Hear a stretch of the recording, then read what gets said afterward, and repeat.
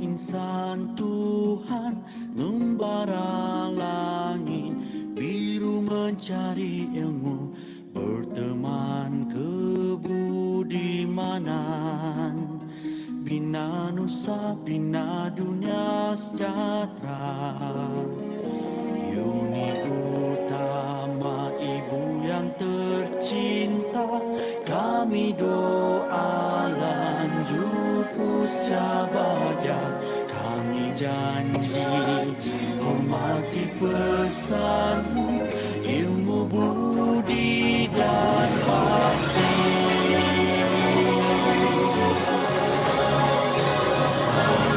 anak alam insan Tuhan membara langit biru mencari ilmu berteman kebudimanan bina nusa bina dunia sejahtera demi utama ibu yang tercinta kami doa lanjut usia bahagia kami janji hormati pesanmu ilmu budi dan bakti ilmu budi dan bakti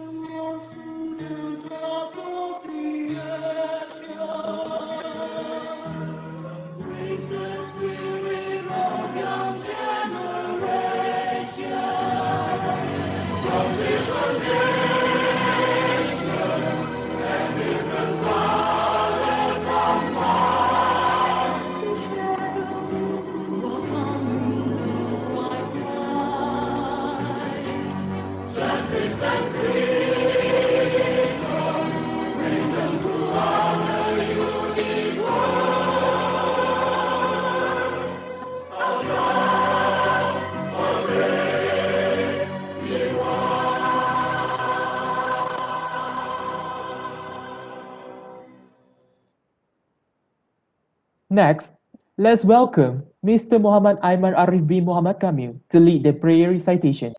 Bismillahirrahmanirrahim. Alhamdulillah Rabbil Alamin. Wassalatu wassalamu ala Sayyidina Muhammad wa ala alihi wa sahbihi ajma'in. Ya Allah, Ya Rahman, Ya Rahim. On this meaningful day, we express our gratitude to you for allowing us to attend the ceremony of Alsa Uum with chance, keeping up with alumni. We seek your blessing for a flawless progress of this event from the beginning till the end. We seek your guidance to steer clear from any disturbances that would detrimental the progress of this event. Ya Latif, Ya Rahman, please bless us with your tawfiq and hidayah, and please guide Universiti Utara Malaysia and Alsa Uum to greatness, peace, and prosperity in this world and the hereafter. Make us a responsible intellectual being, and please grant us with a valuable knowledge that will be beneficial to mankind in order to gain your maradatillah. Make us your righteous servant that follow your commands and neglect your sinful act. Please forgive us for our wrongdoings.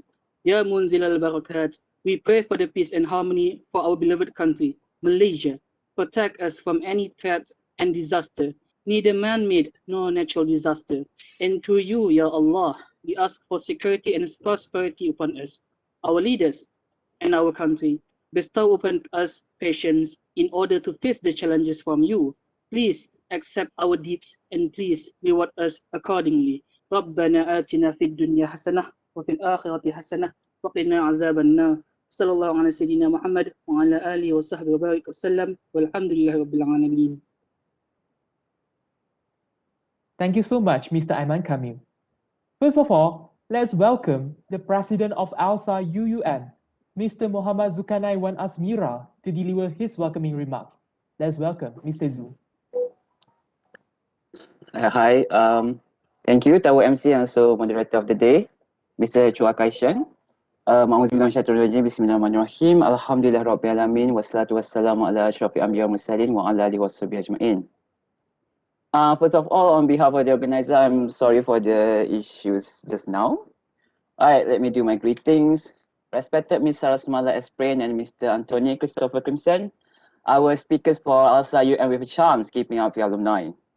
Other than speakers, there are also our alumni and respected former leaders of Alsa Uum. Welcome back to Universiti Utara Malaysia, Ms. Sarasmala and Mr. Anthony. Well, virtually lah. Even I am not in the campus right now. Okay. Ms. Nur Atira Nabiha Meti Adnan, Director of Alsa Uum with a chance, keeping up with alumni, committee members of the event, Alsa Uum board members, and all of the participants who I hope will be safe no matter where you are during this pandemic. Alright, Assalamualaikum warahmatullahi wabarakatuh and good evening. Before I proceed with my so-called speech, I would like to say that Associate Professor Dr. Yohanif, Advisor of LOSOC, relay her apologies since she could not attend the event due to some issues. Alright, Alhamdulillah, grateful to Allah SWT, Alsa Uum with a chance keeping up with alumni is finally here. This event is actually included in our early plan of this tenure. So I'm very happy and honored that this event become a reality. Credits to PRM members for the hard work led by Ms. Atira, our head of PRM, as well as the other committee members. Thank you so much. Ladies and gentlemen, in Alsa Uum, we believe it is important for us to take care of the relationship with our alumni, especially the one who have registered as Alsa members. So several efforts have been taken to do that, and this event is one of them. Other than wanting to listen of the sharing on what to expect after graduate from our honorable speakers, the purpose of this event is also to expose to our members and also other students on the benefits that they will gain by joining Alsa Uum as the board members especially. So it's two-in-one special actually, you know, to promote, not provoke. Okay, so we are proud and grateful that both of Ms. Sarasmala and Mr. Anthony are here to be the speakers of the event, who actually have become a part of the history of Alsa Uum. As you can see in the previous Alsa anthem just now, our video, you can see if you look closely, Ms. Sarasmala and Mr. Anthony face was there. And also, and actually, Mr. Tan Yun Chang is also here, our former president of the previous tenure. So in this event, we actually have gathered 4 president of Alsa Uum, including myself. So I feel very, very small right now. Okay. Joke aside, I really hope our participants today will gain benefits from this event. We aim for this event to be, just relax, santai, and so participants, you are very encouraged to ask questions to the speakers, even if it's not related to legal, it can be related to the leadership. So for those who have registered for the purpose of the lucky draw, I wish you all the best, truly. But at the same time, I believe you will still listen to the sharing. I am so excited for the lucky draw, truly hoping that I will be the lucky one today, I hope, at last. Before I end my speech, I would like to welcome all of you here to Alsa UUM Annual Legal Forum, which will be held on next Friday. This year, the topic of our legal forum is house rental racism, preference or discrimination. You can find the link of the registration in our social media. All right, I believe that will be all for me. Thank you so much to everyone involved. I wish the event will be successful until the end. Wabillahi taufiq hidayah. Assalamualaikum warahmatullahi wabarakatuh. Alsa OSP1. Thank you. Thank you so much, Mr. Zhu, for your warm welcoming speech. Ladies and gentlemen, getting admission into law school to study is the joy of every student. We couldn't deny that it had earned our parents bragging rights. However, admission is the least problem that we will face when we receive the offer. What we should expect after we graduate from law school is the most crucial thing for us to ponder. What are the career paths available? What should we do after graduating? We really cannot be graduating with an empty mind, not knowing what to do without any planning, right? Thus, for this evening sharing session, we are pleased to have our former president of Alsa UUM, Ms. Sarasmala Esprain, who is the former Alsa UUM president for 2014-2015, and also Mr. Anthony Christopher Crimson, former Alsa UUM president for 2018-2019. Well, our speakers today will be sharing with us on their own experiences, both when they joined Alsa as well as their career journey. Tips and tricks, or we can say life hacks to help us to get a better picture of life after graduating from the law school. Friendly reminder, we'll be taking questions for our speakers for the Q&A session later on. Participants, feel free to ask any questions in the chat box, and we'll be happy to address it to the speakers later on. Ladies and gentlemen, now do allow me to introduce our first speaker, Ms. Sarasmala Esprain. She was the president of Alsa UUM for 2014-2015 tenure. Ms. Sarasmala graduated in a Bachelor of Laws with honors from UUM, and she holds an International Association of Coaching, IAC Masteries Practitioner and Certified Professional Coach. In 2017 and 2018, Ms. Sarasmala had a chambering at Gajas and Linda Law Chambers. In 2019, she worked as a legal assistant in Aru Palam and Company in civil litigation and family law. After that, Ms. Sarasmala became a legal assistant at Witness Ratna and Company in civil litigation. From September 2019 to March 2021, Ms. Sarasmala became a legal executive at MCIS Life Insurance Berhad. So as for now, Ms. Sarasmala is a senior legal and compliance executive at JAG Corporation. She handles legal matters in all sales work regional matters and exists in fraud investigation in Hong Kong and Taiwan. So good day, Ms. Sarasmala. Thank you so much for joining our sharing session today. We are pleased to have you here this evening. How are you doing? I'm good. Hi, first of all, I'd like to say thank you for having me. And I'm really, really happy to be a part of Alsa, even like after many, many years of graduating. Nice to see all of you guys, my juniors, and nice to see all the Alsa members in this session. Thank you so much, Ms. Sarasmala. It's an honor to have you with us today, and I'm glad that you are doing well. Well, next, our second speaker is Mr. Anthony Christopher Crimson. Mr. Anthony was the president of Alsa UUM for 2018-2019 tenure. Moreover, he was also the president of Alsa National Chapter, Alsa Malaysia for 2019-2020 tenure. Mr. Anthony graduated in Bachelor of Laws with honors from UUM with first class honors in the year 2020. Moreover, Mr. Anthony was awarded the Duty Vice Chancellor Academic and International Award and Dean List for all the semesters. Currently, Mr. Anthony is one of the senior advisors of the Alsa National Chapter.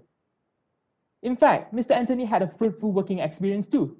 In 2018, Mr. Anthony worked as an attachment student at Kuala Lumpur Courts Complex. In 2019, Mr. Anthony carried out his internship in Asmi and Associates, one of the top law firms in Malaysia and Singapore. At present, Mr. Anthony has his pupillage in Zurafiq and Partners, a Kuala Lumpur-based law firm and broad-based commercial legal practice. Good evening, Mr. Anthony. Thank you so much for spending your time with us today. How are you doing at the moment? I believe you are currently doing your pupillage, right? How it's going so far? Yes, can you hear me? Yeah, you're audible. All right. Yeah, first of all, I just want to say thank you very much for inviting me to the sessions. It feels nice coming back to Alsa Uum again through a virtual platform. Thank you very much to all the organizers for organizing this event. Regarding your question, I guess my pupillage has been going well, I guess. I've been enjoying it, although there's some challenges in the terms of the lockdown and everything, but things are going well, I guess. Yeah. Thank you so much, Mr. Anthony. We hope you still enjoy your chambering days during these, lockdown days. Well, before we indulge more on our topic today, what to expect after graduate, we'll first like to ask on Alsa, since both of our alumni here are the former presidents of Alsa UUM, and even Mr. Anthony himself is the former president of Alsa Malaysia. Well, looking back at the time when you guys were the presidents of Alsa UUM, do you enjoy your time as the president of Alsa UUM? And how does the experience of being in that position help you in your career journey? Perhaps Ms. Sarasmala, maybe you want to answer it first? Oh yeah, sure. Okay, regarding how did this experience, being a president of Alsa UUM has position to help me in my career journey? Definitely, because first of all, I was able to learn as a leader, how am I supposed to handle people and the job that I get, the programs, the task and everything. So I was able to actually learn the skills as a leader. And also I got to practice my soft skills on how, especially communication, delegation of tasks, handling of programs. So I was able to actually learn a lot of soft skills that I think just by being a student or not participating in anything wouldn't have given to me. So I did learn a lot. And yes, this experience helped me a lot throughout my career as a lawyer or in-house lawyer. Yeah. Thank you so much, Ms. Sarasmala. I would say it was so impressive. So how about you, Mr. Anthony? Well, thanks, Kaushan, for the first question. Absolutely, yes. I did enjoy my time being the president of Alsa UUM. I enjoy working with my team, organizing events, and running association. I mean, we did manage to do a lot for the period of 1 day and pass the torch to the next board. Of course, there's a good and also bad times, but the 2 years journey as the head of academy and also the president of Alsa UUM is definitely a lot of memories, and I believe the memories still put smile to my face, but I'm not sure I can say the same for my team. I've been a bit sparked up with them in the terms of meeting wise and everything. So I think overall I did enjoy my time and a lot of memories were created during those period. To answer your question, right, like how does the experience being in this position help me in my career journey? I mean, I can only answer the terms of the 5 months I've been as a pupil. I'm not sure about legal career because that is something still in the future for me. But one thing about pupillage is that, especially when you're just getting started. For me personally, I don't really use the things I learned at law school as much as I thought I would. Of course, racial skills, those kind of stuff you always use. But for my pupillage, I find that the communication skills, how you deal with people and how you actually manage with people, because sometimes you can't avoid meeting the people that don't really click with you. So how we deal with them. So this kind of stuff is actually something I learned a lot throughout my period in Alsa Uum, because I need to meet with the managements and everything all. And even organization skills, like, I mean, as a people, your job is to make things easy for your partner and also associate. So like, even if being tech savvy, like a lot of things and skills I managed to learn in Alsa UUM. So those kind of skills actually comes into the play when I was in people right now. And I think that is something really great that the experience in Alsa UUM definitely helped me a lot. So I think any extracurricular activity will benefit you in the long run. So in my case, Alsa does the case, yeah. That's all. Well, thank you so much, Mr. Anthony. I would say these two former president, they learn a lot of people skill, something we couldn't get from our syllabus indeed. Well, moving on to our second question. In your opinion, how joining ALSA will be beneficial to law students after they graduate? And will you encourage your juniors to join ALSA? Ms. Sarasmala, as the second president after ALSA UUM was founded back in 2013, would you mind sharing with us your thoughts? Okay. Okay. After we graduate, when I started to join ALSA was actually was just founding, you know. So we didn't have association yet. So my experience with ALSA, it was from starting from scratch up to building up the whole foundation, the association, and next running the association. So it's actually a great way and fantastic way to meet other students, other law students, and networking with other law students locally and internationally, as our ALSA stands for Asian Law School Association. So it's a fantastic way to actually network, meet, and learn other laws in other countries and how does they work, what is their law about. So this is actually, ALSA is a very good foundation, especially to meet other law students. And if you would ask me for juniors to join ALSA, I would definitely say yes.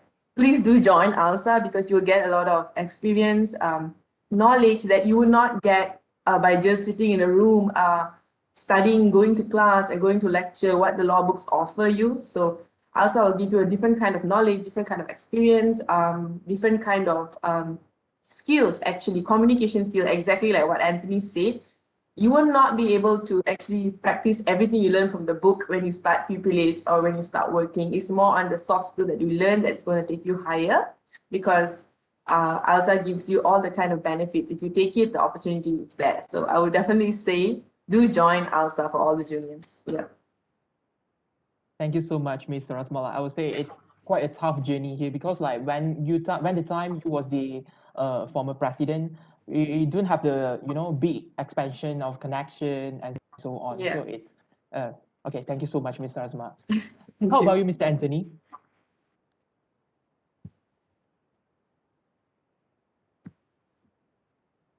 Mr. Anthony, you're muted. All right, sorry. So, if I understand your question correctly, basically you want me to promote ALSA, right? Just right. Yeah. So before answering the question, I just want to share with you guys like how I actually come across ALSA. So I was in my first year. I never joined anything in my first year of law school life. I just go to classes. I just come back and I enjoy the high-speed internet. That's how my first year just went by. I never joined any activities or even went to events. Yeah, I don't even really go to outside event also, even in my first year. So back then I was living under the shell, and so there was an opportunity that I managed to attend an event by ALSA. So that's during my second year. So I managed to attend an event organized by ALSA, and through the event I actually managed to meet a lot of people, and my bubble just burst. Like I realized like there's a much more bigger world than what I am right now. Like because UM is located in Norton, so it's a bit disconnected. Like you wouldn't really know what is really going on unless you take an extra effort to actually try to participate what is going on in the central part of Malaysia. So that's where my first time I actually joined ALSA event and my horizon just got expanded. So that's where actually I started to learn about ALSA and I started to join as much as activity I can. Like ALSA UUM, I started to organize events. So that's where actually my journey started in ALSA, and slowly I go to ALSA Malaysia. So one thing about association is that I just want everyone to understand that association is a place for you to grow. So when you join association, you want to make sure that you actually find a place that can make you grow as a person. Because as a student, lecturers, classes, that help you grow as a student and your grades reflect that. So that's a form of assessment for being a student. But as a person, you need a place where you can grow as a person because you need to deal with all kind of people, like face difficulties and how you overcome. So this is where I believe like association is the best place for that. Okay, now going back to the questions. So my question is divided into two parts. So there's a difference when you join as a member, and secondly, when you join as a committee. So first thing, I just want to share about joining as a member. So I suggest everyone, like, I highly recommend to everyone, just join as a member. You just need to pay a one-time fees, and it's for lifetime. But the moment you actually pay for the fees, you can actually become member not only in Alsa UUM, but also in Alsa Malaysia and also Alsa International. And you can gain all of the benefits and privileges that you actually can't get it as a member. So there's one big important benefit that I would like to say if you join as a member, which is your networking. So by just maybe you manage to actually join the events and activities organized not only by the law schools in Malaysia as well, but also by activity organized by the law schools in different countries as well. So you will actually manage to meet a lot of people from different law schools, and I think that is a very important connection you would like to have. And it's not only limited to students. Like when you join activities or event organized by Alsa, you also manage to meet lawyers, judges, manage to meet people from legal profession. And you can ask about them what's like starting a career, because you can't get that kind of question in law schools. You need to meet people that actually are already doing it. So that's the opportunity for it. And for me personally, like a lot of friends I managed to make is in different law schools, and I still having connection with them. I still having a talk with them, discussion from time to time. Even when I actually wanted to apply for Peopleish, I asked around my friends in different law school what's like to work there. What do you know about this? So this is where actually you can use the networking advantage for your career, and that's will definitely help you a lot. Even when I attended the introduction session for people, I think last month, the lawyers told me that having a good network is very important, because that's how you can get clients or job opportunities.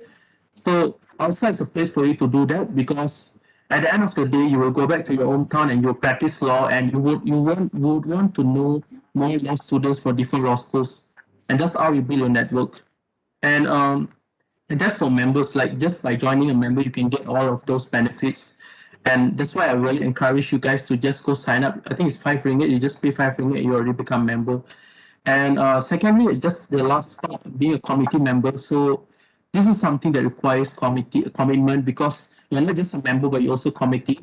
So there's a lot more opportunities. Like, of course, networking is something that you guys will always gain, and especially, like for example, a lot of events where organized by Alsa UM right now, they manage to meet with the speakers, have discussion with them. So they build a network and also establish a form of connection with them. So that is something that you guys can always reap as a part of being a committee member. And another one important benefits that I would like to bring to you guys, like if you guys are like a committee in Alsa, it really help with you guys growth, because you help you guys to train like how to organize events and everything. But of course, I'm not saying that other association can't do the same. Every association do that, and they train you guys to basically organize event and everything. But by joining Alsa, you can gain a lot of other benefits that comes with it, and I think this is something very important encouragement that you guys should consider if you guys want to join Alsa. So basically, do join Alsa, I guess. Yeah. I'm totally agree with you. Thank you so much, Mr. Anthony. Because like we usually say belum try, belum tahu.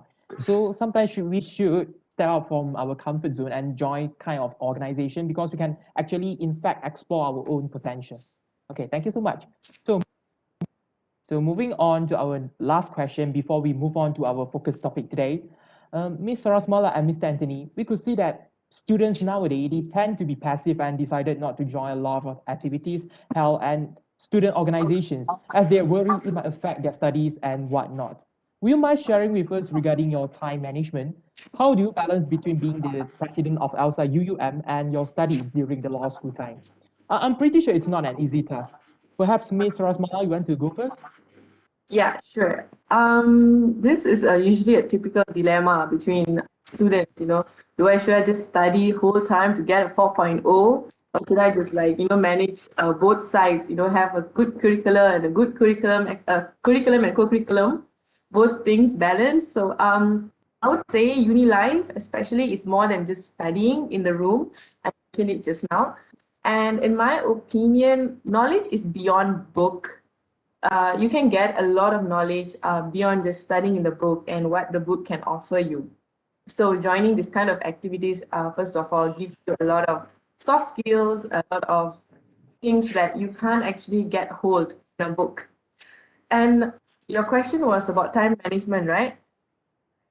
Okay. Time management is something that I have been doing for like forever in my life since school days. So time management actually is very important because you want to manage enough time to study, enough time for your activities, social, let it be friendship, your own exercising activities, or this kind of extra activities. So being able to manage your time in a day in 24 hours is very, very important. So what I do is I actually plan my whole week ahead. So I do it till today, actually. So I've been doing this since like forever. I start planning my day on Sunday, and I plan it for the whole week until the next Saturday. So I know what exactly I'm going to do, and I know what I need to be done, especially when I have my task list or to-do list for the week. That's how I manage my time. And during my uni days, I was also playing sports for the uni. I was in Alsa, was active in Alsa, and also studying, and had my social life as well, my friends, and obviously everyone want to experience campus life also. So that's what I feel that it's very important that you know how to manage your time. At the same time, must be able to have fun. Don't just be too restricted. Like what Anthony said, UM is very far away from the social people, from the civilization, and especially like during us, we have been there for 4 years. So you have to manage time, and you have to do it your way. Everybody has their own way of managing time. My way is this. Your way could be something else, but you have to find how you're gonna do it. And also, yeah, I think that's about it. That's how I manage my time until today. Thank Thank you. you so much, Ms. Sarasmala. In fact, Ms. Sarasmala have highlighted the key of planning is the main, important concept for us to in time management, and not only to be excel in academics, but then we try to, involve in all kind of activities that we, have passion in. So, how about you, Mr. Anthony? Right, thanks, question. Perhaps I would like to share a little bit about my perception on time management before sharing some of the things I do to manage my time. I mean, being totally honest, since this is like a chill session, I mean, for me, it was a bit chaos. I'm not gonna lie about it. For me, there isn't a perfect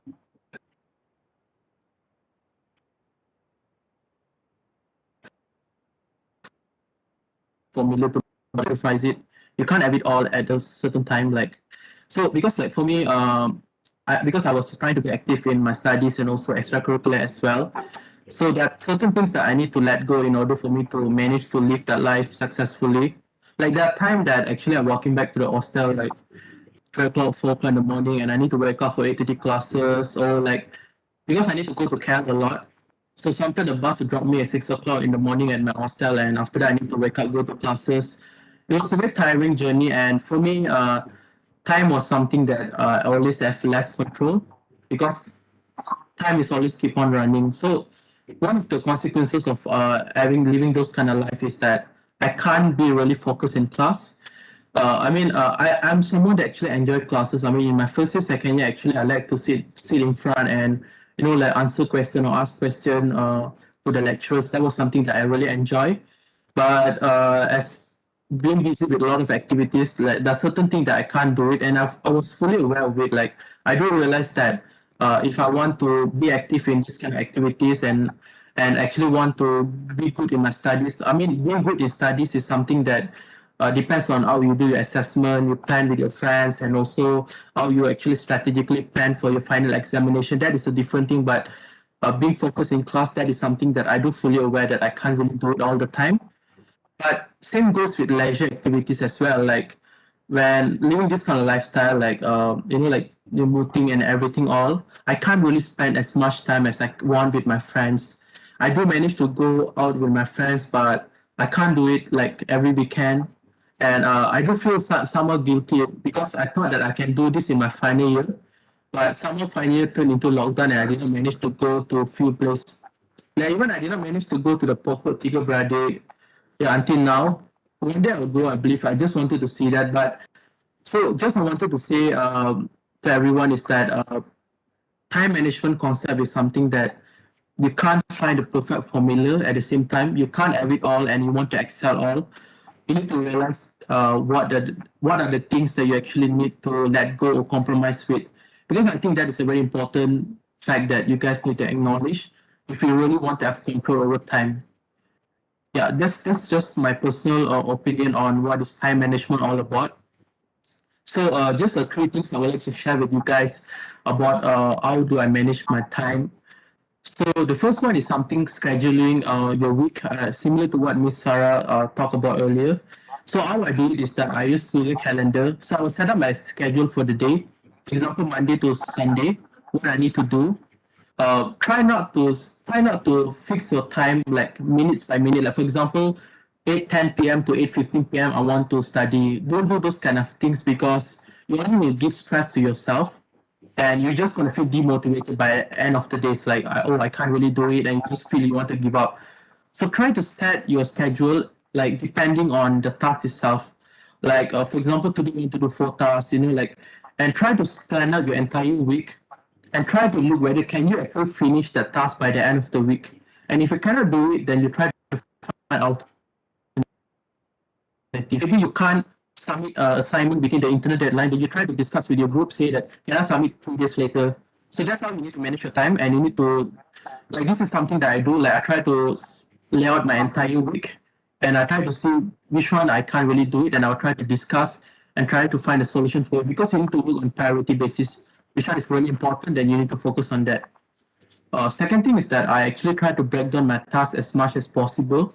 Even until now, when I go to the firm in the morning, I spend like 15 minutes and I just lay down. For example, I need to do 4 important things or 4 important projects.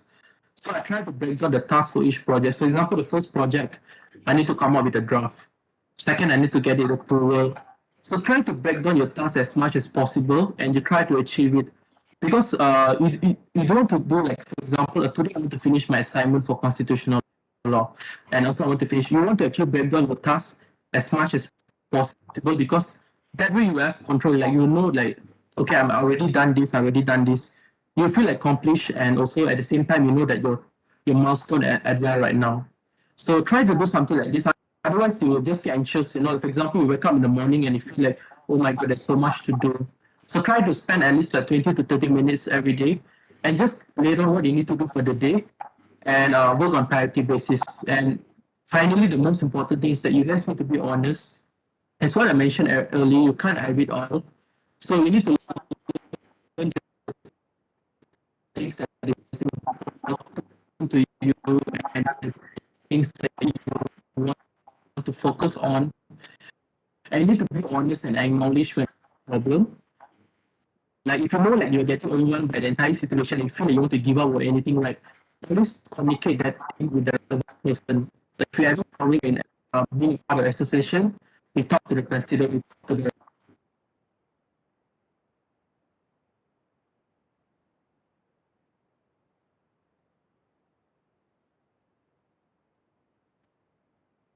other parties. It's very important that you guys have to be acknowledged and acknowledge,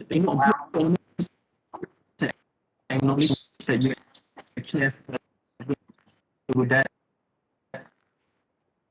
That actually managed to try to solve it. This is something that I managed to realize only literally at times. I wish I can realize it early on and manage to schedule time issues. So just a final point. Tips a lot when I was in my first year, like then Microsoft Teams and even after the Excel sheet, and we basically track down all the tasks we need to do. What is our internet deadline? What is our final deadline? What is our first deadline? So like one exercise done very easy. That's all, Kashim. Yeah. Okay, thank you so much, Mr. Anthony. So we can see that actually planning in fact, and we should prioritize on something or job. Everyone have their very own unique way of time management. So, well, thank you so much. So now let us start with the first question on our topic today, which is what to expect after graduate. So the first question is to be directed to Ms. Sarasmala. Ms. Sarasmala, as you have been working in the legal field for almost 5 years now since you graduated, do you enjoy your current working life, and would you like to share with us on how a law degree helps you in various aspects of your life right now. Okay, this is a very good question maybe for all these young lawyers, law students.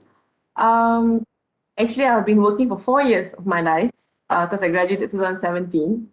I love my working life in a certain way, but how do I explain this is briefly my timeline of is I've been practicing for about 2 years as a lawyer. And yeah, this recent last 2 years, I have been in-house lawyer, or you can call me a corporate lawyer. I did a transition of my career in 2 years of practicing. So I honestly had a very tough time adapting towards a practicing life after graduating, because we all graduate thinking that okay, we are lawyers now. After this, I'm going to go to the court. I'm going to go all out, and yeah, I'm going to fight everybody else. No, it's not like that. So it starts from scratch, because as I told just now earlier, it's not everything that you learn in law school you can practice. Mr. Anthony is going through pupillage now, and he clearly understands that. So whatever you learn in law school, yes, the knowledge is powerful, the knowledge is very important, but putting it into practice, it's a whole different thing. So yeah. So when I started practicing, it was a tough time for me to adjust and get a hold of, like, okay, this is how you actually put it in practice. That takes a lot of adaptation, a lot of learning. Again, you actually start back from zero. You're a student all over again. So when after that, I realized that, okay, this is what I want. I switched to in-house. So that's where I realized being a corporate lawyer is something that I like, something that I feel that it's more of my niche, more of my my genre of work, and I get to explore a whole different side of legal, a whole different side of law, a lot of different knowledges that I don't obtain from practicing. Both practicing and in-house lawyers have both. And if you ask me, I miss going to the court, definitely, because that's the fun part of being the lawyer. But other than that, being me graduating as a law student itself helped me a lot on daily life, and I'm able to actually know what's happening and explore the knowledge. Like, even though I am practicing or not practicing, the knowledge of knowing certain this is the law, this is how you use it, this is how you interpret law is very important. So having all this knowledge in your hand is actually very helpful in your daily life. So nobody can actually come and say things to you actually, and you'll be like, no, this is not right. This is not how you interpret it. This is how you do it. You'll be very alert. So being in law school 4 years, it trains you to be meticulous. It trains you to be alert, be on your toes. Your mind is always thinking. You're constantly thinking of what is it, how does it work. So all this knowledge actually comes helpful in your daily life. It can be as simple as buying a house. You need to sign an SPA. So maybe a layman would be like, this is so much to read, but you are a lawyer. Yeah, this is you know where to check, what to check. So this is all the knowledge that you use in your daily life. Signing an agreement, doing a loan, all these things is helpful for you actually. And yeah, so that's how my law degree helped me in a lot of ways, not just career-wise or helping me to get. It's more of my lifestyle, and I love the law. But practicing, it wasn't my thing. So definitely, I love my job as an in-house lawyer or a corporate lawyer working for a company. Yeah. Thank you. So thank you so much, Ms. Sarasmala. I was so inspiring. So we could see that actually people used to say a law degree is a degree, very versatile degree, because like a best example is Ms. Sarasmala. She's from a typical lawyer, then transition into we say the in-house lawyer. So thank you so much. Welcome. So the next question will be directed to Mr. Anthony. Mr. Anthony, since you just graduated from the law school in 2020, can you share with us your journey after you graduated?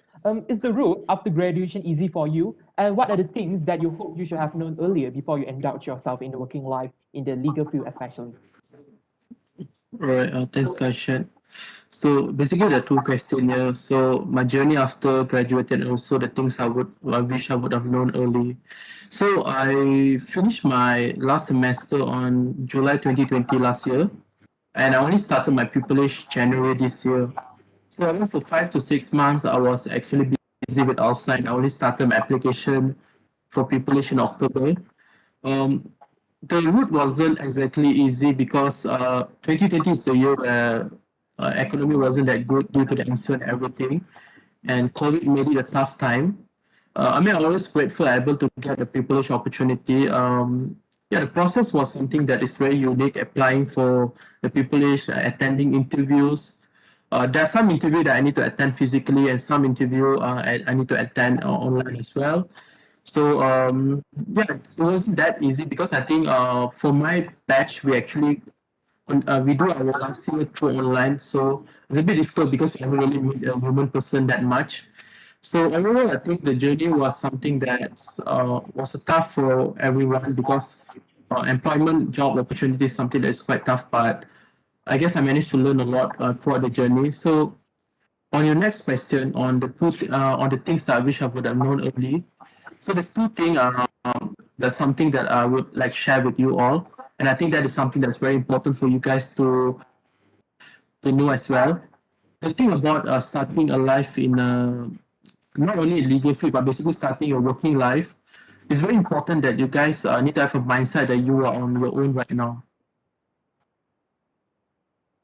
Something very important because try to think, right? You guys were student at school and also universities. In a sense, you guys are a customer. You pay the fees, and the university, the management try to make things work for you guys, like arranging for the subjects, arranging for airdrop and everything all. So the basically the life revolves around you guys. Like you guys are the customer, so you do get a certain sense of flexibility in the terms of your studies and also activities you join, even like choosing what kind of classes you want to join. But the thing about working life is that you are no longer the customer there. The customer is the clients, and you guys you are on your own starting at the points. Like that's the one important reality that for me because I just finished my final year. So when I joined privilege, I was still in the sense that the mindset that in a sense I got a bit comfortable, like those things were always getting arranged, like even in university and everything. But starting the life in law firms and also I mean even in the work field itself is something that is a very new field, I think. And so that's why you actually need to learn that you're on your own right now. And if you screw up, if you mess up, if you do anything, you need to clean up your own mess. And same goes with the bosses type, or like sometimes when you work with people, like you can't choose the people you want to work. Same as how you can actually choose your lecturer in a sense, like when you're choosing for group A, group B, those kind of sense. But in workplace, you can't actually do that. So we actually need to figure out things if our things is going bad and everything all. So because it's very different for me, the environment wise, like your own, it's basically your own survival, and you basically need to survive on your own. So that's a very important mindset that you guys need to be aware when you guys are starting your career. And the second thing is rest. I think that's something that I wish I could known early on. Although my last semester ended on July, I did start my chambering in January. I did have 5 months, but the 5 months was a bit epic for me due to Alsa and everything all. And actually, the interesting fact is that the day before I joined my chambering at my firm, is the day is my final day as Alsa Malaysia president. So one day before I go to work is actually I had like 4 hours meetings, and since then it's been a very continuous process. I wish I could actually take holiday in the sense like 2 to 3 months, just spend time for myself. Because I think it's very important that before starting a new journey, you need to have a proper rest, like try to have a rest and make sure that you are ready to start a new journey. Because the moment you start your chambering process, it's a continuous journey. Like you need to keep on because you're just starting to build your career. So that is something that I realized I would have known early on. So try to make sure that you guys get enough rest. Don't feel stressed that some of your friends already starting your chambering. Like I finished my my last semester in July. I already got friends starting their chambering even at the July or even August itself. don't get pressured by those who are starting early. Just take your time because it's not the race and everyone start at their own time. So try to so basically the two things is that remember that you guys are on your own right now. So you guys need to be very responsible in whatever you do, and you need to be careful in everything that you does and actually try to make sure that you clean up if you do anything, you screw up or anything, and try to have a proper rest. I think that is something very important before you start your pupillage. Yeah, basically that's my answer. So thank you so much, Mr. Anthony. I totally agree with Mr. Anthony saying that actually when we going out for pupillage or even we start our legal career, we need to liaise with more people, you know. We need to liaise with the client, your partners and your bosses. Because when for now we only like as a student, we only liaise with the, you know, some free riders in our group assignment or even sometimes lecturer. So I would say the world out there is much more bigger, and something have been highlighted by Mr. Anthony. He even said that we should always prioritize our mental health. Well said. Thank you, Mr. Anthony. You're welcome. So, well, the next question is for Miss Sarasmala. Miss Sarasmala, how do you adapt will you give some advice to how can we adapt ourselves to the new working culture? As we are still freshmen who consider as the greenhorn to the legal field, right? And we don't have much experience in dealing with our employer and colleagues, as well as to practice what we have learned in the law school. I'm pretty sure many of us can relate to this question as we are quite worried and anxious. What are we going to face when we start working as a fresh graduate? So would you like to enlighten us on that, Ms. Sarasmala? Sure. Okay. My answer is not going to be like it's gonna be after a few years of working. So I'm gonna just explain to you guys like what's the difference when you actually graduate and come out, and what you're going to expect in a few years process. So because I went through that process, just for sharing purpose, when you actually graduate and you enter a working force, all of you will be doing pupillage, or some of you opt to go to masters or anything. But when you start enter a job, you have to have a lot of patience, especially being a chambering student, a pupil. You have to have a lot of patience in you to know that you're going to get really shocked, because like exactly like what Anthony said, pupillage time is very, very hectic. It's a lot of work, and you have to be very patient with learning all those things, absorbing a lot of new things. So when you enter working force, you have to have a lot of patience in you. Willingness to learn is very, very important, because you have to go with an open mindset. So when you enter a job, you have to have openness in you. You have to always think that your glass is always empty. You can't go in the job thinking that, you know what, I graduated, I'm a first class degree, second class degree, anything, I'm a degree holder, my glass is full. No, no, no. You have to go with your glass is empty and willing to absorb as much as you can. Pupillage time is like the greatest time that you can absorb a lot of things, because you can make as many mistakes as you want and you are not liable for anything. So you should make all the mistakes. So don't be afraid to make mistakes, especially during your pupil time. So make a lot of mistakes. Keep asking your master. When you have a master, you have to ask your master a lot of things. Don't be afraid to spend that extra hour in your firm to actually learn up things, go through cases, previous cases, sit and talk to your boss. How do you handle that? How do you do this? Create a good bond with your master, so they'll teach you all the tips and all the tricks that they did, you know, and all these things is very important when you actually enter a working force. As I said, willing to make mistake is very important, because we actually tend to put a lot of pressure on ourselves when we actually enter working force. We'll be thinking like, okay, now I cannot make any mistake. I have to do everything right. I have to show that I'm such a good employer. I'm going to get like 5 stars in my job. No, that's not going to happen, because when you go in with that mindset, when things go wrong, it will actually demotivate you. It will actually bring your spirit down.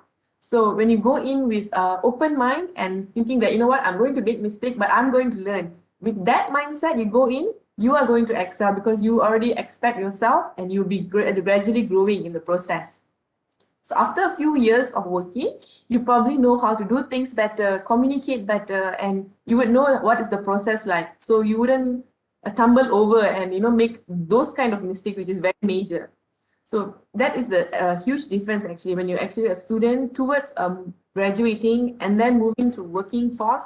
You have to have this kind of positive attitudes. A lot of willingness to learn is very, very important, and don't make mistakes, because when I see newcomers in a company or when I was working in a firm, I myself was so afraid to make a mistake, and that stress caused me to make more mistake. So that's very bad actually. You make more mistakes because you're so afraid that, oh my God, I'm going to make mistakes. So you just mess up the whole thing. So you just have to be really positive and have that kind of attitude. That really help you guys actually. Yeah. Thank you. Thank you so much, Miss Sarasmala. I would say daring is the key.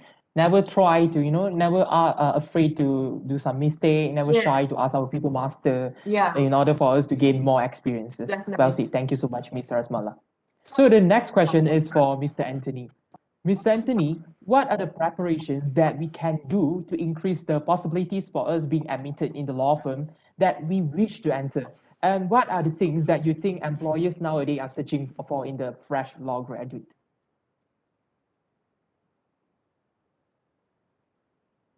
Mr. Anthony, you are All right. Okay. That's- Okay, right. So there are two questions here. So the first one, you're asking me the preparation I can do to increase the possibilities, and second is what are the things employers are looking for. So preparation to enter the law firm that you want. So there are four things that I think that is type of preparation that you guys can do. So the first one is that you guys can get an early exposure. Like for example, right? I think for the first year student, during your SEM break, you guys don't have any attachment or internships. So that's a really great time for you guys to do your internships and also try to get those kind of internship that is outside from the one that university make it compulsory, because internship is actually an opportunity for you guys to interact with the law firms early on. For example, if you like this firm, just apply for the internship and try to be there and try to work there for like 3 to 4 weeks or even 1 month, and you guys can actually learn about the firm, because sometimes the firm that you want might not be actually what you want in reality. So it's very important that you guys actually know how does the firms operates and like those kind of stuff. And it's also an opportunity for you guys to make yourself known to the partners. Like you guys can assist the associate and the people will know you there. So when the moment comes that you guys are applying for chambering or anything, right? They know you because you already done internship at the company, and it's very easy for you guys to talk with them. So like for example, I did my internship at Azmi and Associate. So it's very easy. Like for example, if you want to talk with people for Azmi and Associate, they know you already because you did internship for there. So that's a very important thing that you guys can utilize the internship opportunity and try to focus internship at the firms that you might want to do in the future. That way, you actually are learning, and also at the same time, you are preparing yourself and also making yourself known to the associate and also the partners. That's the first thing. The second thing is research. So I'm not talking about research you made on online. Just because you go to the website and you actually learn what kind of practice group they offer, like about the firms, like the firm founder. I'm not talking about those kind of research. The research that you guys need to do is that you need to ask those who did pupillage over there and those who are working as associate. Don't be afraid or like feel feel shame, feel shy to ask those who are working. You can just go to LinkedIn and just get connected to those who are working there. You can just ask them like 3 to 4 questions. Just introduce yourself. Say that my name is this. I'm interested to actually join the firms, and I have some question I would like to ask. Just ask them what it's like working in the firms, what are the things that they look for the peoples, and how is the intake. Like you ask those kind of questions, you're increasing the possibility to enter the firm rather than just going to the website, learn about the firm and just apply.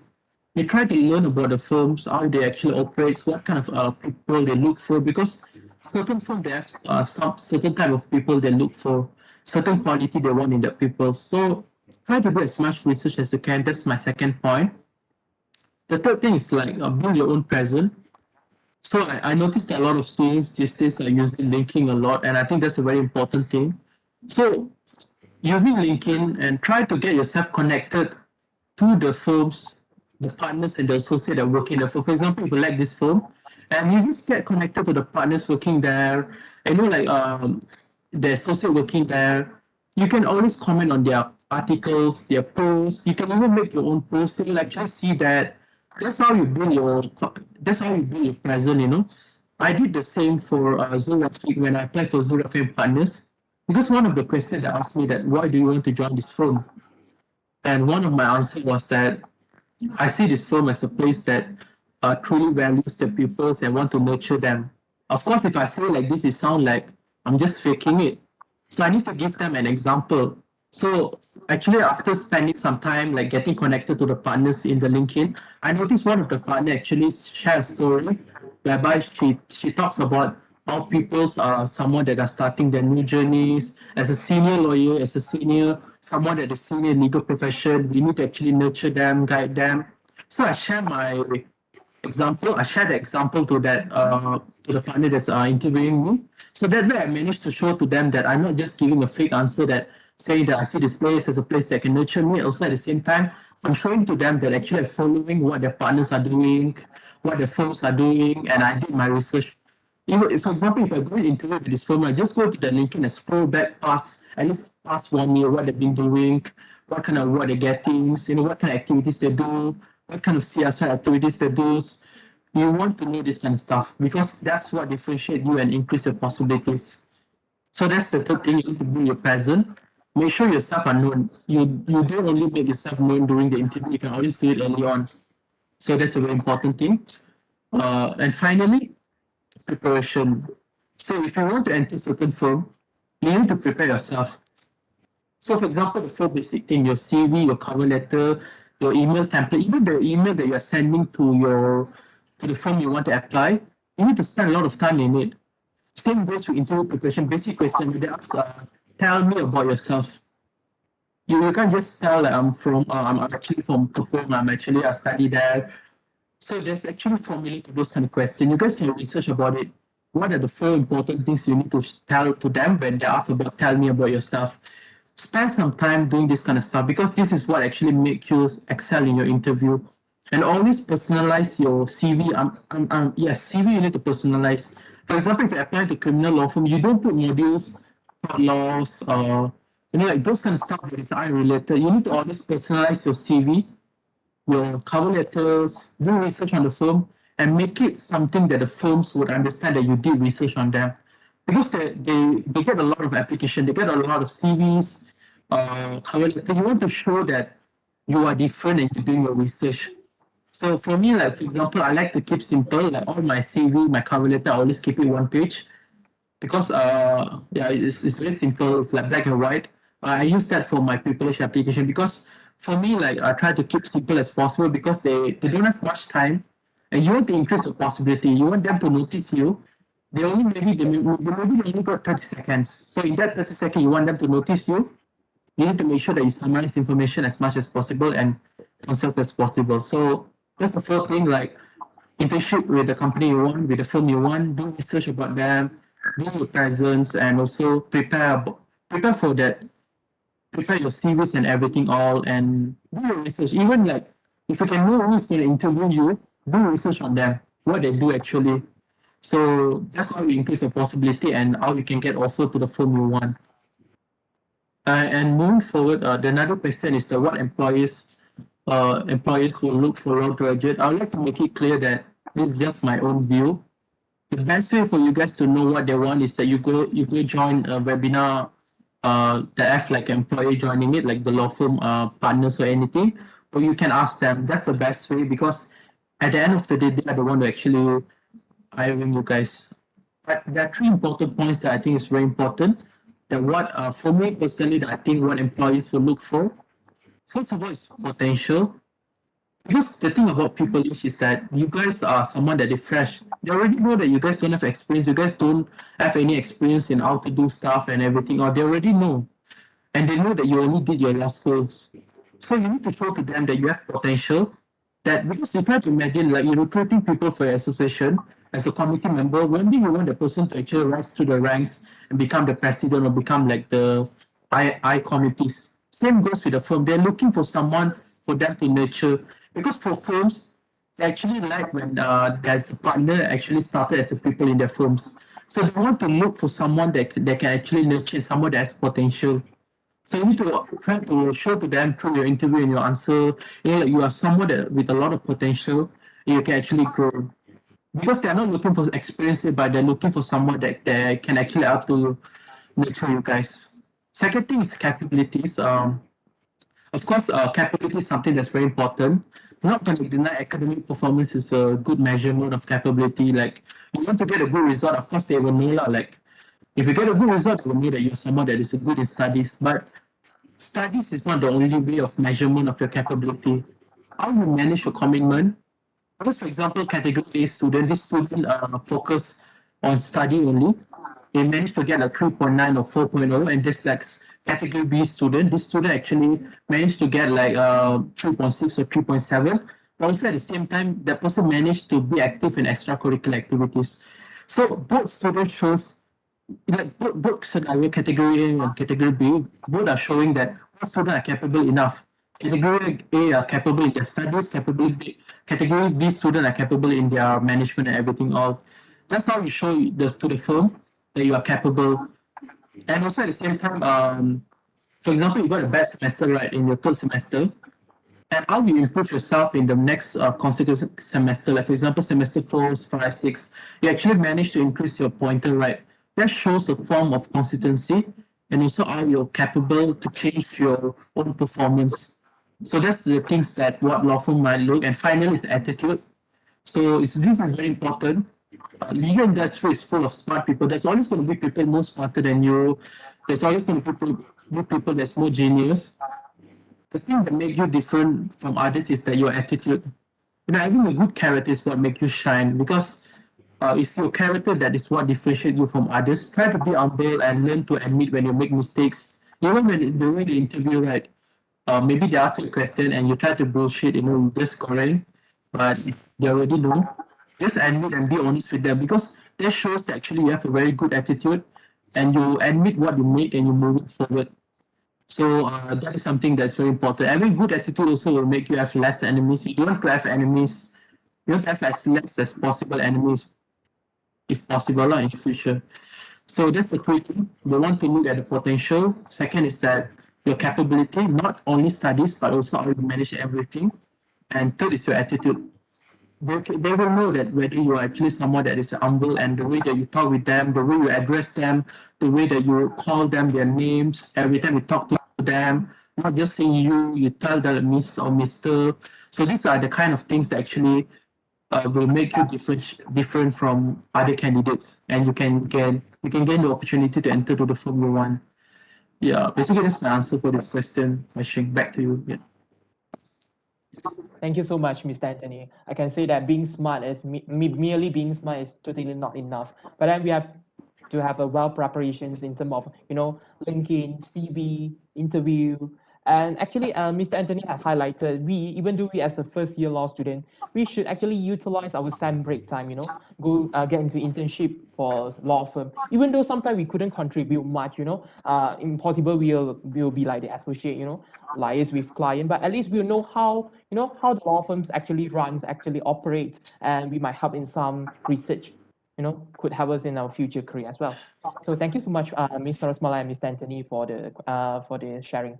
So moving on, this question is for Ms. Sarasmala. Ms. Sarasmala, what are the challenges you face while securing a job in the legal field after graduating, and do you ever see yourself in the current career that you have now?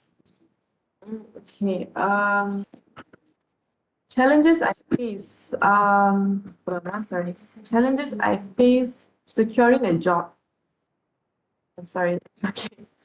Okay. Obviously, it was a huge challenge for me because I was thinking, what field do I even want to proceed with as a lawyer? As a criminal lawyer, as a civil lawyer, what do I want to do? So that was a huge question for myself the moment I graduated. I was thinking what I want to do. Because criminal law sounds very exciting, but it seems a bit dangerous.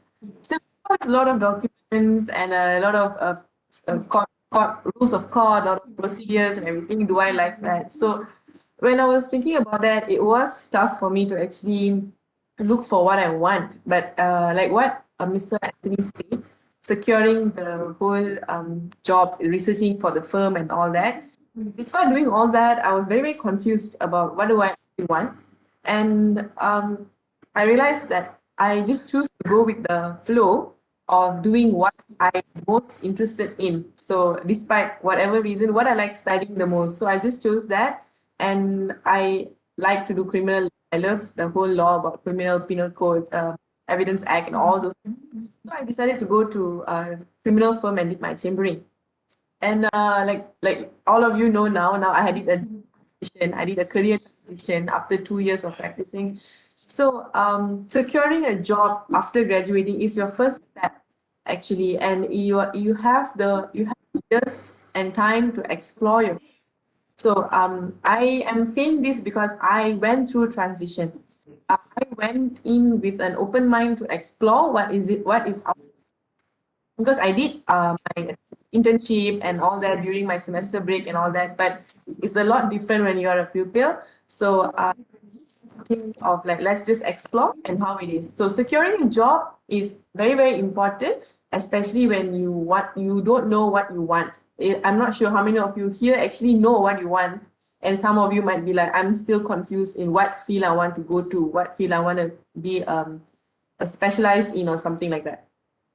So I had option A and option B in my mind, which when I entered working force, I was like, I'm going to go and practice. I'm going to go finish my chambering, get my license and go on with it and see how it is for me.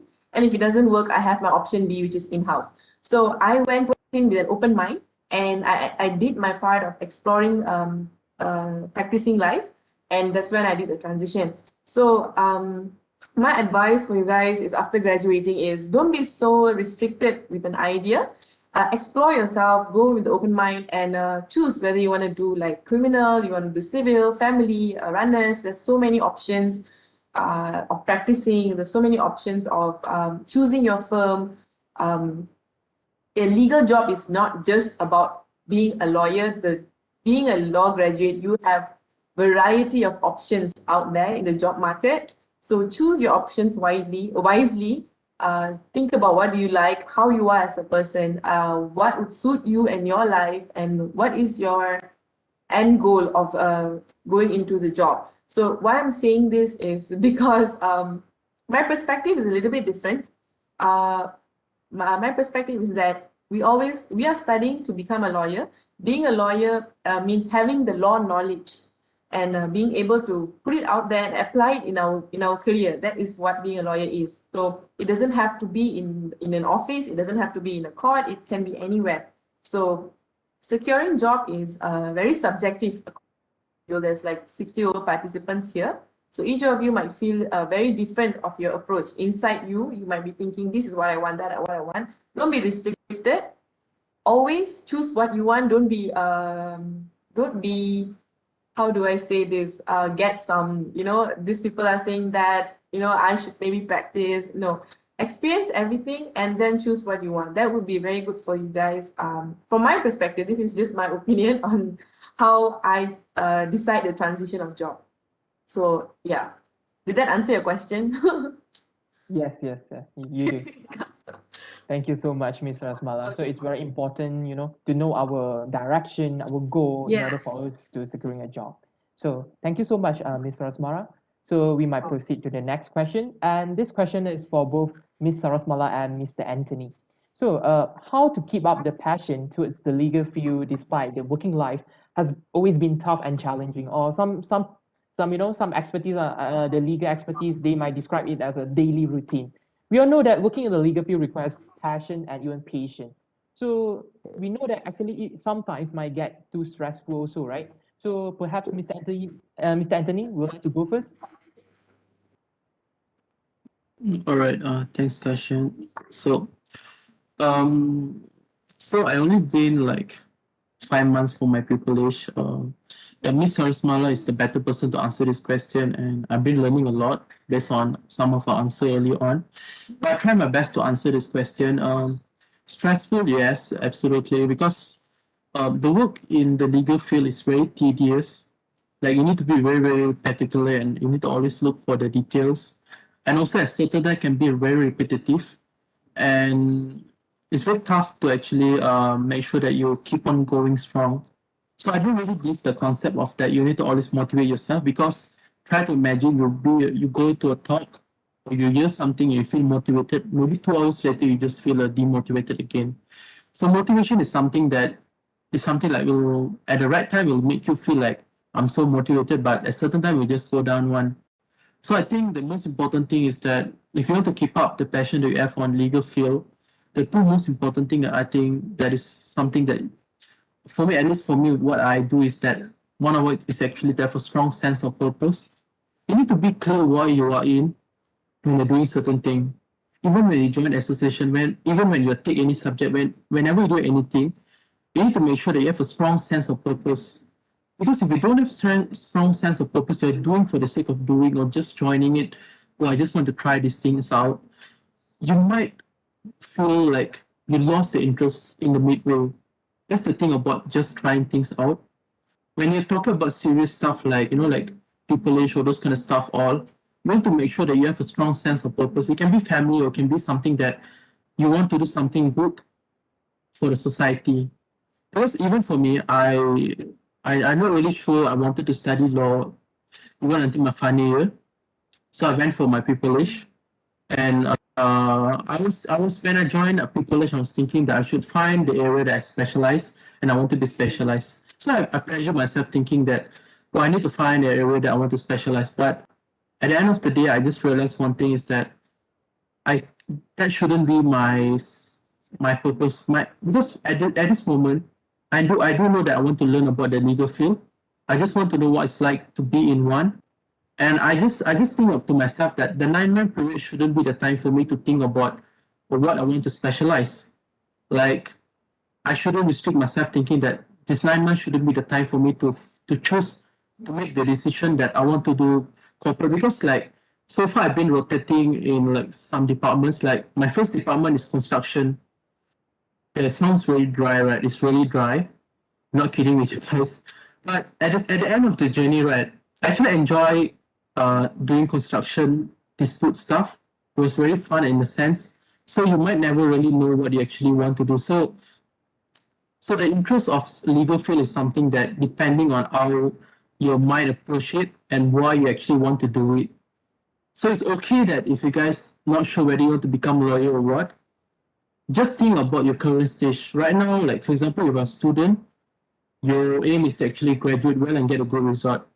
For me, if I want to keep on my passion in legal field, I want to keep on venturing myself, learn more stuff, try to actually try other stuff, like try litigation, try corporate, try convincing, because to find the niche area is something that will take time, and I don't want to pressure myself thinking that by the end of this time journey, I need to find it. So basically to sum up, right, two important things, right? The first one is that you need to have a strong sense of purpose. You need to make sure that you guys know why you're doing this. Second thing is that discipline. So when you have a very good discipline, right, you guys will keep on moving forward even though the things are tough. Because there are times that you might feel like you want to cry, you just want to go back home and just watch your sitcom. Not a true story, but yeah. Like that kind of stuff can happen when you feel really burnout, like what the way is a lot, like this thing is keep on giving to me, like I want to go back also, why I managed to go back first, why I need to wait for like those kind of stuff can happen one. Like you feel really tired and you might feel like, I feel like I'm quite lazy with this. So have a very strong discipline on yourself. Like for example, you set the goal, I want to finish this task by the end of the day, you need to stick to it. So when you stick to it, you can actually manage to keep on moving forward even though you face a difficult situation. And another important thing is that always set boundaries. You don't want to make sure like your life and your work life, everything comes together. That might make you lost interest in your profession itself, because if you're letting everything coming together, you might feel like I'm just tired of everything. So that's a very important thing. And if things get stressed out, always make sure to have a good support system, like your friends, going out with them, depending on the person itself. So try to make sure that you have a strong sense of purpose. Find a reason why you're doing this. That's the most important thing. Why you're actually in this journey. Why you want to actually graduate well. Why you want to you want to have a good job. You want to make your parents proud. Like try to have a strong sense of purpose. and a very good discipline. Discipline is what going to keep you on going, although things get tough. Yeah, that's basically my answer. So thank you so much, Mr. Anthony. It's undeniable that sometimes we might be in a dilemma or being aimless. But then, just now what Mr. Anthony said, it's really inspiring. So how about you, Ms. Sarasmala? Before that, I actually forgot to say one important thing about the previous question. I want all of you guys to know that the working environment is very, very important as well. I really acknowledge that to you guys. A working environment has to be positive, and don't be a toxic working environment when you guys are securing a job. Always keep in mind, working environment has to be positive, and you guys will excel in that kind of environment. I really want this message to go across. It's very important. Okay, and then now, how do I keep passion for law going? It's exactly what you said. It's about willingness to learn and explore stuff to all the kind of laws and all the kind of new exciting things that is coming up, because law is always becoming new and renewed, and there's so many aspects of it. There's so many aspects of just one book or one law. There's so many varieties. You'll always have passion if you have a reason why you are doing this. Whatever Mr. Anthony says is already like answers the question actually, because having the right passion and mindset, having the right interest to learn, you guys will have passion. And passion is something that comes from the heart. It's not something that you do because of it's a routine. No, that doesn't work that way. So if you wake up every day thinking like, why do I have to go to work? So you are lacking passion, right? So maybe you guys can find out what interests you guys, what makes you guys to wake up and go to work and feel passionate about the job. So my tips would be, or my advice would be, the just learn about the law, and no matter what field of you guys in, just keep learning and exploring more. Then you guys will interest and passion in it.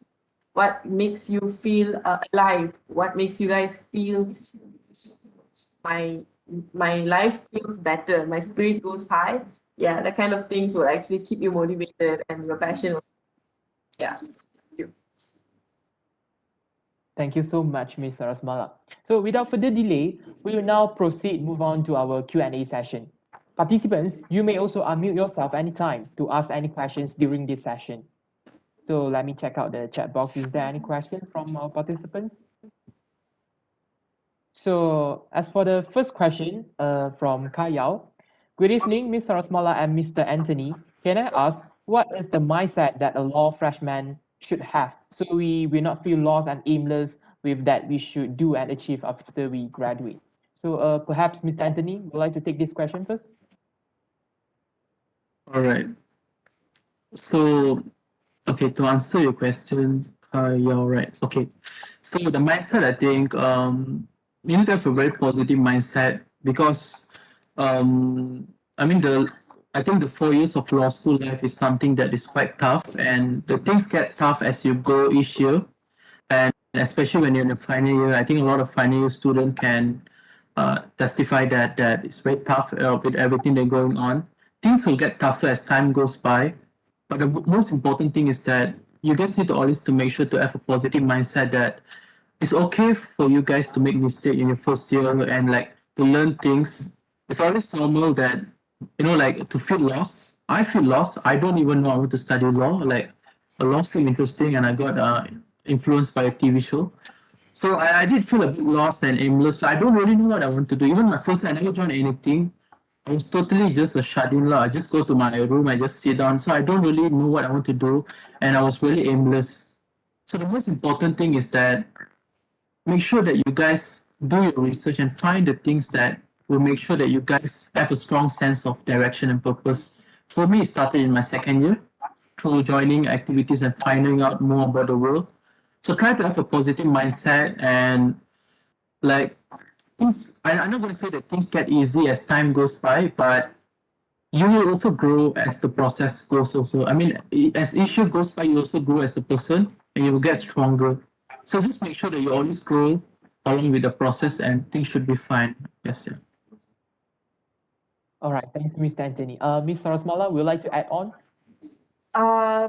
maybe I just add on a little bit saying that Yeah, sure.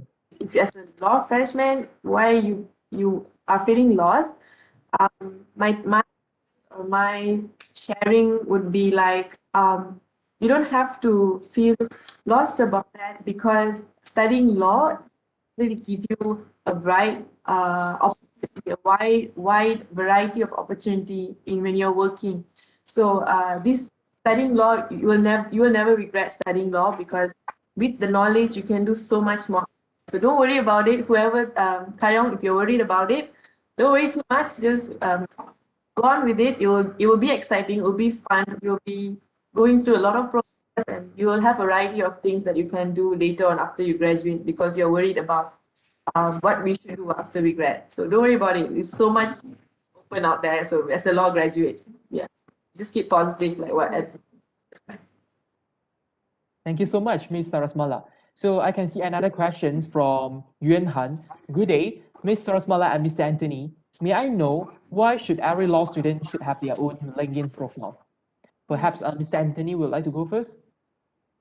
Okay, so to answer the question, right, having LinkedIn is not something that is compulsory, but there are a lot of benefit that comes with it. And you guys can notice that a lot of lawyers, especially the industry, they like to use LinkedIn a lot to talk about, to share about, write articles. It's a place for you guys to network with them and also get connected to them, because it's also a very professional platform as compared to social media such as Instagram, Facebook. LinkedIn is a place where you actually find job. A lot of people manage to find their job through LinkedIn. So there's a lot of opportunities and benefits comes with it. So that is something very important. But of course, at the same time, having a LinkedIn account and also managing it is a two different thing. You don't want to just have a LinkedIn account. You need to make sure that you always update it with your profiles, your experience. So if you're going to have a LinkedIn account, make sure that you know how to utilize it well, what kind of content that you can post it, what kind of content you shouldn't post it. Yeah. So it's not something that you must have, but if you have it and if you actually use it well, it will help you a lot, and you manage to get connected to a lot of people, even by being a student only. Yeah. All right, thank you so much, Mr. Anthony. Ms. Sarasmala would like to add on?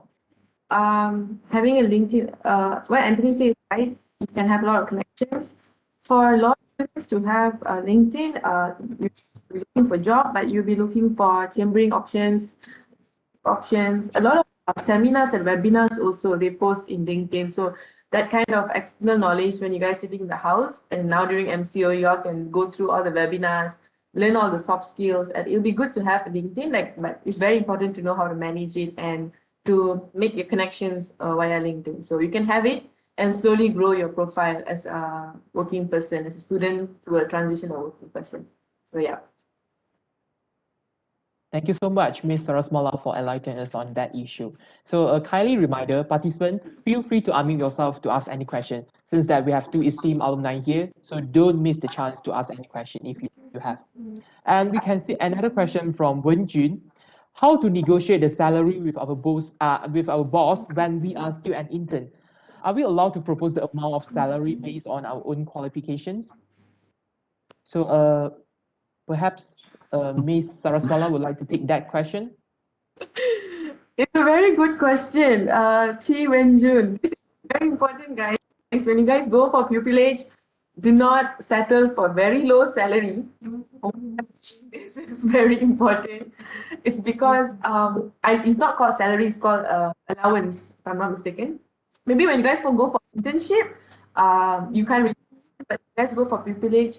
Do not settle for something below your expenditure, below your needs. It's because are already entering the working.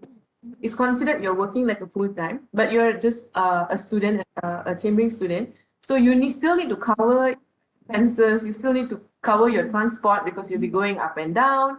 And so it's a very important question actually. So good question. Okay? How do you negotiate your allowance when you're a intern or pupillage? Is by saying what do you need? Like how much what kind of firm actually will determine how much they're going to give you. So what you can do, you can negotiate by telling what qualifications are, why you actually need those salaries. Because why I'm saying this, you have no experience or you don't have any career support, career background to actually support your salary increment. But you guys can always use your activities in universities. For example, if you are a president or something in or a member in some association like ALSA, you can say I've been doing this, so I know how to delegate my task well, so I can actually use this kind of, and I deserve this much of salary because I can do this much. You must always show what you got in order to ask what you have, what you want. But it's very important for you to actually ask what you need, because if you don't have enough, you won't also feel to do your privilege. It's very important. A lot of people in LinkedIn, especially, a lot of students mention this problem in their posts. A lot of people say, why aren't we paying? Why are we getting paid enough when we actually work so much? So it's very important to take this and know your qualification, know your strength, to actually put it out there so your master can actually pay you the right amount. Yeah. Thank you. So thank you so much. Yeah, it's true. I eventually could see a lot of posting, rebutting about the issue. Should the fresh graduate, negotiate with the salary with their bosses? So we can see another question from Miss Wafa Azrin. Hi, Miss Sarasmala and Mr. Anthony. My question is to focus on the current COVID situation. Are lawyers required to work from the office full time, or does your firm offer more flexible arrangement given the advances in technology and access to worm-wide system from remote locations? Perhaps Mr. Anthony, you would like to take this question? Okay, all right. So I think you guys been reading the news. Things have been quite confusing, like lawyers is essential service or no. But based on the latest circular released by the Bar Council, um, it somehow was a bit weak, but in the sense they're actually saying that the situation is very dangerous and they actually recommend lawyers to work from home if they can, and only in like exceptional situations such as criminal proceedings, like you need to go court for that. So, for example, my firm, I'm working work from home. Like for this week, I've been working from home for the past 4 days, and for me, I think it's something that is okay workable because of the technology and also the tools they are providing and also the IT support. So yeah, I guess work from home is actually depending on the type of the firm and also what kind of services they're offering. Certain law firms, like criminal law firm, they need to actually come to the office for certain issues. But yeah, basically that's my answer to the question. All right, thank you so much, Mr. Anthony, and we hope we did answer your question, Ms. Wafa. And there's another question from Aimi Suhaila. Good day, Ms. Sarasmala and Mr. Anthony. May I know, in your opinion, which one is better for internship, small firm or big firm? Yes, I'm pretty sure this one is one of the famous questions will be asked for the, from the law student. So perhaps Ms. Sarasmala would take this question. I think Mr. Anthony would be a better person to answer this because he's currently the pupillage. Maybe he can experience why he chose the firm. Yeah, that'd be better. Please. Okay. I mean, guys, being honest, I mean, one thing I want to make it clear is that there isn't like a best option, like a big firm or small firm. It really depends on the individual itself. Like right now, I'm in a big firm right now, and there are things that I noticed. For example, like those who are working in a small firm, like a lot of my friends, they are working on the stuff that is a much more substantive in the sense that because it's a small firm, so there are a lot of things that they need to do. So the job and the responsibility is something that is a bit more different, as in that you manage to do more things. But the same goes with the big firm as well. But the thing is like there's a certain. Can you guys hear me? Hello? Yeah. Yes, we Okay. can. Yeah. I mean, for me, the reason why I chose big firm because for me, big firm attracts me, and I really wanted to try to be in the big firms, and so that's my own personal view. And I think if you want to ask the question whether the big firm or the small firm, you need to ask yourself on. I mean, there are a lot of aspects you need to consider. For example, if you're going for the small firm, do you want to be retained over there? Like, do you see yourself working in that firms for the next 5 years? So that kind of question you need to ask, like, do you want to go to small firm because you want to learn a lot of stuff and do more add-on stuff? But do you actually want to stay there for the long term? Same goes with the big firm as well. So it's actually really depend on the individual itself. Like if you really want to be more interactive with the lawyers and also because for example in big firm right now, I mostly deal with associates. Like it's quite difficult for me to deal with partners because they're very busy. Like for example, when I work in construction, there's two partners, like 10 lawyers. So most of the time I deal with the lawyers only because the lawyers will deal with the partners. I can't just directly go to the partners and ask them. But the things might be different in the small firm. So that's actually the kind of thing that is you guys can actually realize on. So yeah, it really depends on the person itself, and yeah, that's my answer. So thank you, Mr. Anthony. I would say it's something more to own preferences, and we can see that there's pros and cons on even big firms or even law firms. So moving on to the next question for Q&A. Good evening, Ms. Sarasmala and Mr. Anthony. During interview for an internship, will there be questions that require us maybe to settle a law problem? What law questions can we expect the interviews to ask? And also from T. Yuan Shen, he asked about good day, Ms. Sarasmala and Mr. Anthony, how to ace an interview. I would say it's quite a technical question. So perhaps Ms. Sarasmala would like to address it first. Okay, I will answer both because it's both about interviews, right? Okay, law problems, they will ask you, okay, for an internship, I don't think really they're going to ask you to solve law problems like in depth. It's probably like very basic about, okay, if you go to a firm, probably they're going to ask you a few sections. Okay, if this, what do you do? What section is this? Or very basic. The masters or the partners or the associates, whoever interview you, know that you don't have experience in handling a specific case and how to actually answer the very legally. So they'll just ask you very basic questions about like what are the sections, this is a situation, what kind of acts you should use, what kind of rules you should use, what kind of sections and all these kind of things. In my experience, what I experienced, they'll ask you questions about okay, if this is what sections you use, depends on that. And that is when I was working in a firm. But when I was in the corporate world, it's very technical. They will ask you questions I was experienced line and advertising and marketing in the legal side. So when you go to insurance or advertising, they'll ask you, okay, this, advertising contracts, or how do you manage it? How do you actually put it in words, terms, the clauses, the phrases, the words you use? It's always very technical. So you don't have to be afraid to answer that you don't know. That I do not know this section, I do not know about this. Don't be afraid to answer that if you really don't know and you're not prepared. But be honest and let them know why you are here. You're willing to learn all that right now, and I'm willing to take up all this and to learn everything.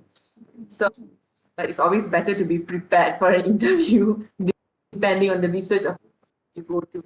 But this is if they are so worried about very in-depth, they're not going to ask you like super in-depth questions, like how it comes up for a long time. So it's not like that. Don't worry about it. And for Asics interview, my honest opinion is be yourself. It's very important to be yourself. Be honest to yourself and be honest to the interviewer. Clearly tell when you're faking it or giving answers which is so cliche. You will know that, okay, this is like some Instagram template answer they're giving me somewhere, they learn somewhere, they come. No, be honest to yourself, be original. Being original is very important. Know your strengths, know your weakness, and put out there what you can actually provide for the company, provide for the firm. What can you actually give? They'll be very interested to know what can you give to actually be in the company or be in the firm. So be very original, be very genuine, be honest to yourself. Don't go and lie. I'm willing to work 25 hours a day, 24 hours a day. Don't say those kind of things because they'll be expecting you to work 24 hours a day because that's what you say, right? So be honest about, I can work this long and I'm willing to put on the extra hours, but I'm willing to do all these things. But if they say, okay, are you willing to work every weekend? Be honest. If weekends you are doing masters or you're having some other classes, say on weekends I have these classes and I can't make it on Saturday, but I'm willing to work extra on Mondays. Be flexible with your methods and be very genuine. Do not lie in an interview because it will definitely. Personal experience. Thank you. Thank you so much, Ms. Sarasmala. Yeah, exactly. We will say like honesty is the best policy because like the Yeah. partners they used to interview like hundreds of applicants. So yeah, they know what kind of people they want to search for. They want things to searching for. Perhaps Mr. Anthony would like to add on a little bit more on this issue. Okay, all right. For the internship part, I don't think a lot of internship interview will actually ask question of law. I mean, they wouldn't really do that. I would say even honestly for peopleish interview, out of all the interviews I went, only one interview asked me a question of law. The remaining never asked me question of law at all. It's more like they want to get to know you and learn about you as a person. This is what most firms does. Some firm will ask you question of law, and the way of how you can encounter it is that they will ask you what kind of law you are interested in. Don't say a law that you don't know, lah, then you will really get grilled as horrible as possible. For example, if you know you're confident in family law, so you can just tell them that I'm interested in family law, then they will ask you question based on family law. So that's the internship part. And just to add on to the ACE interview, it's very important that the way of how you ace interview is not only during the interview, even like the way of how you communicate with them, you accept the invitation, email, the way of how you're actually talking to them, the way of how you're starting to address them. You need to do a lot of preparation. Also, try to find a way, do a lot of research to find the answer that, for example, tell me about yourself, why would you like to join the firms? Yeah, so this kind of answer, right? Don't memorize the answer, but try to know what you want to talk, the points. You can be yourself and talk about the points that you already know that you want to talk. Like you want to join this firm because of there's five points. So be clear with them. They also will understand it well. And you can be yourself and also they know that you're already prepared for the interviews. So try to be yourself and also do as much research as possible to prepare for the interview. Yeah, that's all. All right, thank you so much, Mr. Anthony. So as for now, we have come to the end of the session. Before that, before we end our sharing session today, speakers, do you have anything to say, maybe a piece of advice to your juniors here? Ms. Sarasmala, take it away. You have around 2 minutes to wrap up everything. Okay. My conclusion or my summary would be keep positive, keep a positive attitude, be always focused in what you want as an end goal, and always have an open mind. Having an open mind will give you a lot of opportunities, will allow you to see all the opportunities that's in front of you. Don't be so narrow-minded, keeping in mind like this is the only thing that you want to do. The whole conversation just now, we all talk about venturing and exploring. So do explore, participate in all the activities. It will give you guys a lot of confidence. Come out from the comfort zone because growth is all about coming out from the comfort zone and growing up. So yeah, that's about it. And I would like to say thank you also for having me and asking all the questions. And I hope I have given answers that you guys would want to hear. And yeah, you guys can contact me in LinkedIn as well. If you guys want to ask anything, yeah, just feel free to just message me in LinkedIn. Thank you. Thank you so much, Ms. Sarasmala. It's a privilege to have you today, and I'm pretty sure participants have benefited from you a lot. And how about you, Mr. Anthony? You have around 2 minutes to wrap up everything as well. Okay, so I think Ms. Sarasmala already talked the important stuff. I just want to say that have fun in your law school life. Because once you graduated, things is different. It's really different. You will miss the things like your friends and everything all. So try to have fun and try to have no regret in whatever you're doing.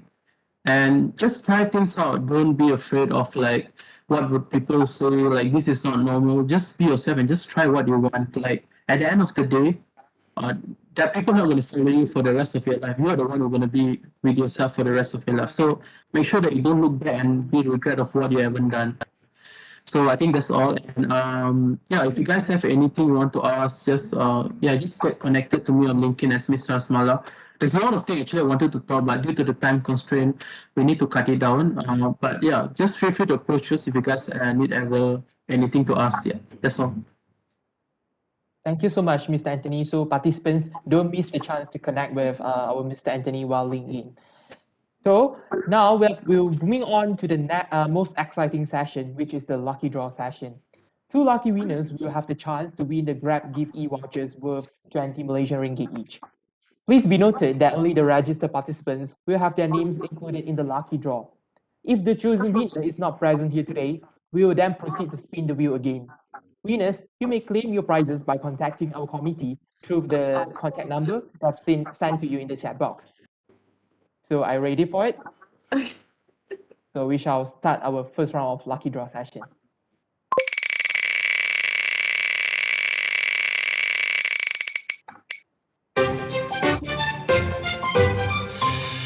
Well, congratulations, Azmira Ajini binti Abdul Aziz. You are the first lucky draw winner. So, Azmira, are you here? If you are here, could you respond in the chat box or unmute yourself to say, I'm here? Hello, Azmira, are you here? If not, we shall proceed again to spin the wheel for the, So I'll count down in 3, 2, 1. Oh, Seems no. like Azmira is not with here today. That's fine. We'll spin the wheel again.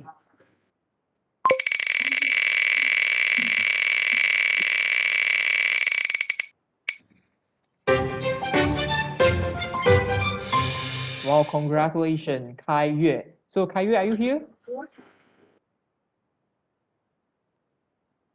Seems like if you are here, could you please respond to the chat box or unmute yourself?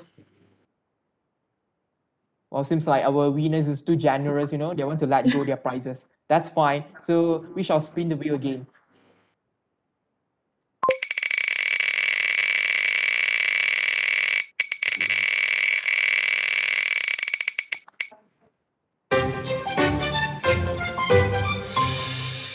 So our next winner will be Di Fang Yi. Fang Yi, are you here? Hello, Fang Yi. If you are here, could you please respond to us? It's 20 ringgit, it's not 2 ringgit. So seems like Fang Yi is not here as well. So that's fine. We'll continue. That's mean like for the remain participants, you have a higher possibility to get a free gift. So yeah, we shall proceed.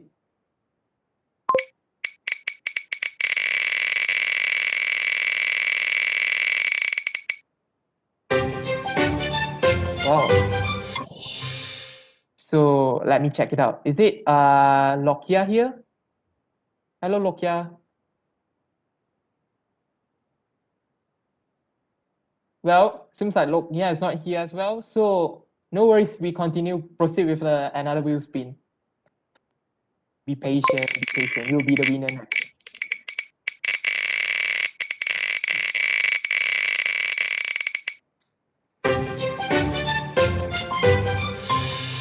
Congratulations, Yongchang. I'm pretty sure Yongchang here because I can see his name here. So Yongchang, can you please respond in the chat box or unmute yourself? Yeah. Yeah, thank you. Congratulations, Yongchang. You may contact the WhatsApp number given to claim your prizes. So we have our first lucky draw winners, and worry not, we have the second round of lucky draw. So may we spin the wheel now?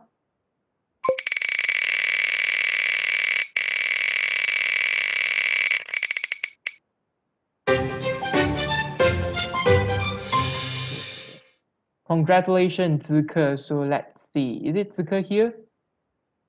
If you are here, could you please respond to the chat box? I'm counting 3, 2, 1. Seems like Zike is not here. That's fine. So shall we proceed again?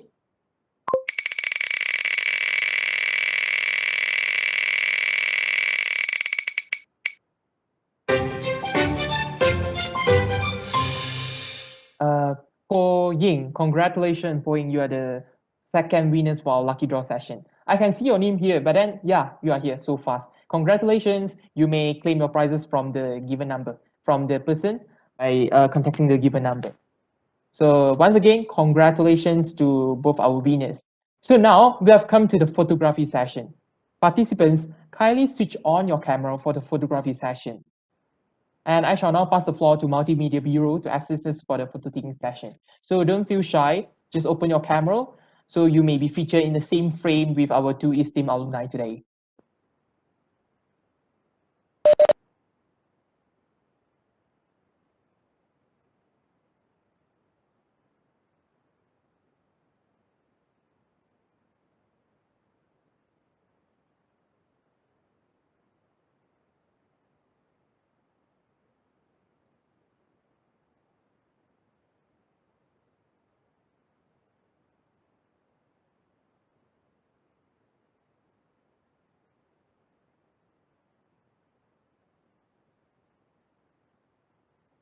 Thank you so much, Yin Yang, for helping me taking picture.